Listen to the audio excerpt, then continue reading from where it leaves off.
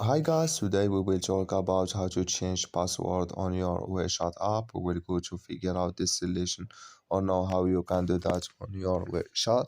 All you have to do to change your password, you just go down here, click here on me, then it's going to take you to next window here like you say.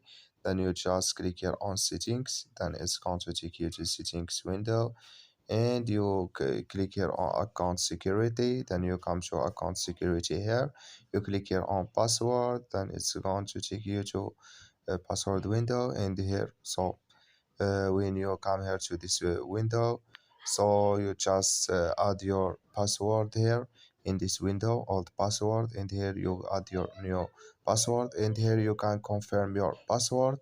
So I can do that because I changed my password just before I add my account. So that's all. You have I have to wait for 3 days. So if you don't, you just will find this window and you add and you follow these ways I say, and it's going to change your password with you. Thank you for your watching. Don't forget to support us by liking, subscribe.